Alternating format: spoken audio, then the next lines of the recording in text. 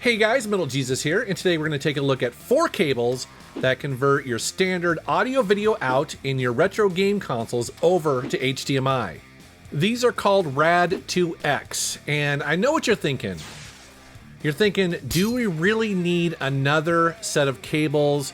Hasn't this already been solved? Well, I'm here to tell you that one of the best solutions to come out in the last couple years was the RAD2X 2X. That's a line doubler that is a little device, little box that basically allows you to plug in a bunch of different systems and then outputs it into HDMI, and it does an extremely good job both in its video quality as well as not adding any lag. Well, what's cool about these RAD2X cables is that they worked with the creator of the RAD2X. His name is Mike Chi. And they have put in some of that technology into these HDMI cables, and that's what makes them so awesome. And so in this video, we're going to hook up 4 systems and run it through its paces. I'm going to capture a bunch of gameplay footage for you guys. We're going to hook up the PlayStation 1, the Super Nintendo, the Sega Genesis, as well as the NEOGEO CD, a system that I don't really feature very much on my channel, so this is gonna be really fun. All right, I'm gonna start with the PlayStation 1, and I'm gonna plug the RAD2X cable in there. Now, there's a couple things you need to know about this. The first one being is that the PlayStation 1 cable is the only one in this group here that requires external power, and that's simply because it doesn't get enough from the AV port. So just be aware, all the others will get power directly from the AV output, but the PlayStation 1 does require external power. The other thing is that when you first power on your console with that RAD2X attached, it'll try to detect the best video quality that it can.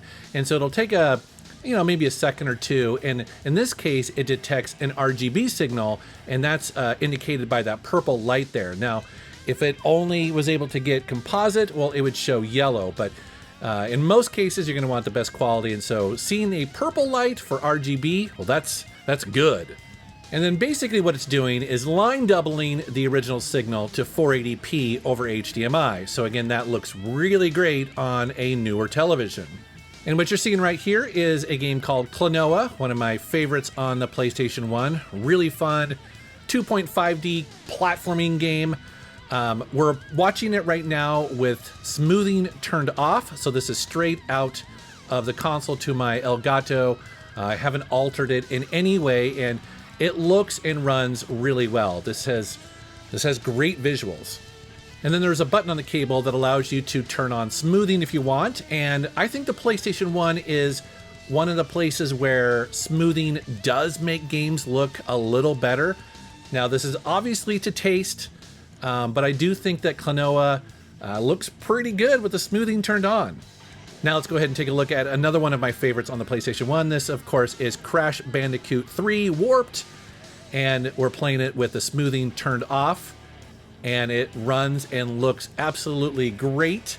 But then again, just like Klonoa, if you turn the smoothing on, I think it looks really good. So it's nice to have the smoothing option, especially in these early 3D games, because it just makes it that much more modern looking. But again, that's to taste. I know a lot of people out there prefer pixels, and there's nothing wrong with that.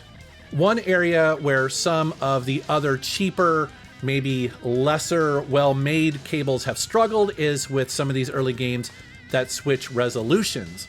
And so here is the original Silent Hill, and this is a game that if you go into the menu, it actually goes into a higher resolution. And again, some of those crappier, kind of cheaper cables will have a noticeable pause when you do that.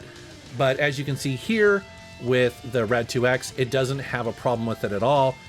Just swaps over to the menu and then back again, works perfectly. I should also mention, and maybe you've noticed it already, that these cables output in the proper 4:3 aspect ratio instead of stretching, which is something I hate. So again, another nice thing about these. Now let's go ahead and take a look at the Super Nintendo cable, and we're gonna attach it to my NES here, my old workhorse. Now the cool thing about this cable is that it works with pretty much any Nintendo console that used that standard AV out. And so it'll work with the Super Nintendo as well as the N64 and also the GameCube, but there is varying quality depending on whether there is an RGB signal or not, and we'll get to that in a second. We're gonna go ahead and take a look at Raiden I love Raiden. It's one of my all-time favorite shooters. And this is where lag, I think, would potentially come into play. I mean, obviously, a lot of these early games are, you know, very Twitch-based, and you would want as little latency as possible. And again, with this game, I don't feel any. Let's go ahead and switch over to smoothing, and this is the game running with smoothing. And again, even adding that smoothing doesn't seem to add any perceptible lag whatsoever, which again is great. But this is at the point in the video where I probably should talk about latency or lag, because, you know, a lot of these cheaper, some of these first generation HDMI cables that came out, yeah, they weren't the best, and they did introduce some lag. And so I actually reached out to Bob from Retro RGB. It's a YouTube channel that really focuses on video quality. And I asked him, you know, what is the latency and has he measured it with these cables? And he actually sent a video that I think explains it really well. I mean, it's pretty impressive. Take a look. For this measurement, I'll use a time sleuth, which is a device that generates a signal used to test latency. I'm then converting it to analog, then running it through a device that converts the signal to the same type that a Super Nintendo would output. I then run that through the RAD2X into a basic digital to analog converter that turns the signal into something any VGA monitor could recognize. The time sleuth itself both generates the signal and uses its light sensor on the back to measure how long it takes from when the signal is sent to the monitor to when it appears on the screen. VGA monitors like this should always show a 0 milliseconds reading at the top, making them a great way to test scalar lag, since anything over 0 is added by the scaler, not the TV or monitor. As you can see, there's 0 milliseconds of lag added to the signal. As a note, milliseconds is all we worry about in these tests. The microseconds after the decimal point will never affect gameplay, and they're really just there to show the accuracy of the time sleuth. And of course, since we're getting a 0 lag reading up top, that means every other device in the chain is also 0 milliseconds of lag added as well. Awesome, Bob. Thanks for that explanation. And by the way, if you are someone who is interested in learning how to get the best out of your retro consoles, both on the video and audio side, as well as modding, cables, and all of that, definitely check out his channel, and I'll put a link down in the video description below. Moving on to the N64, it uses that same cable. But here's where things get a little bit interesting, because in North America, a stock N64 will output either S-video or composite, but unfortunately the RAD2X does not pick up and do anything with that S-video because of some technical limitations. So it picks up the composite signal, and the cable detects it correctly and then basically line doubles it up, but it's not very clear at all. It's certainly playable, and it, you know, runs great, and this is a solution that you know, may work in your game room. But I want to switch over to what this looks like when you actually have a modded N64. So this is Mario Kart with my modded, you know, N64, and as you can see here, it's just light years better. This is not a knock on the cable itself. It's doing the best job it possibly can, but I just kind of want to show you that the range of what you can get from an N64 varies quite a bit depending on what you want to do to it. If you don't want to mod it, then using this cable, the best you're going to get is that composite signal. But if you want to modify it for RGB, or like I did, put an internal Ultra HDMI mod, you know, board in there and hack it a little bit, you can get quite a bit out of the N64. Moving on to the Sega Genesis, we are going to use my favorite version of the Sega Genesis, and that is the CDX. That, of course, is the one that has both the cartridge and also the Sega CD support. And just like the others, when you plug it in, it detects RGB and it outputs, and again, looks really, really good. And the thing is, a lot of people, especially in the last couple of years, have contacted me wanting me to do reviews of their retro cables that output to HDMI.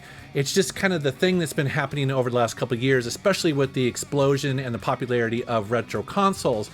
And so honestly, 99% of the time I just ignore them, because, you know, like I said at the beginning of this video, it's like the problem's been solved.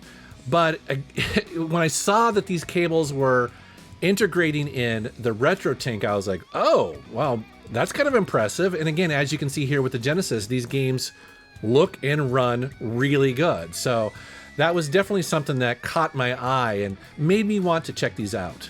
And then here's my NeoGeo CD. This is a console that I got a while ago. I don't have a ton of games for it, and honestly, you know, it's not one I'm very nostalgic for, although I do think it's pretty cool and I do turn it on every once in a while. But up until this point, for whatever reason, I've just had the yellow composite cables, and that's kind of how I played it, which is great on a CRT. But again, when you want to connect it to something more modern, or you want to do, you know, game capture for YouTube, well, it's really nice having a cable like this. And so what you see here is the composite signal that was captured on my old Elgato. And then here it is with these RAD2X. They're capturing and line doubling that RGB signal, and it looks really good. You know, now that I think about it, since this console uses CDs, it would be really interesting to find out if people have done homebrew games that run on this. I'm just thinking of this now, but it seems like, you know, pretty much all of these old school consoles that ran CDs over the years, there's been a bunch of homebrew games. A total tangent, I know, but I'm just thinking about that now. It's like, wow, that'd be kind of cool to see if there is. But I don't know, if there are, let me know down in the comments. All right, so I like these cables. They look good. There's no latency, and they're just plug and play. But are there any negatives? Well, I think the negative is really going to be depending on your setup, because each one of these is about 48 pounds, which works out to be about $60 US. So that could add up if you have a bunch of different consoles and you want to get a cable for each of these, where you could really just go out and buy one RetroTink 2X Pro, and that would set you back $130, but you could use it with a number of systems. And that's exactly what I've done in the past. And so I think if you already have a RetroTink and you've got some really good cables for your consoles already, then this probably, you know, these aren't for you, and that's okay. But if you have maybe one or two systems that you would like to get a plug-and-play solution for and have pretty much one of the best solutions out there, they're not necessarily cheap, but they do work really well, well, then take a look at the RAD2Xs. But I would love to know what you guys think, because as you know, there are a bunch of options out there, ranging from the very cheap and not so great all the way up to something like the FrameMeister and some high quality cables that will set you back hundreds of dollars. And then there's somewhere in between. And so I know you guys will have lots of opinions on this, and we'll help each other out and make some good suggestions. All right, guys, thank you very much for watching. Thank you for subscribing, and take care.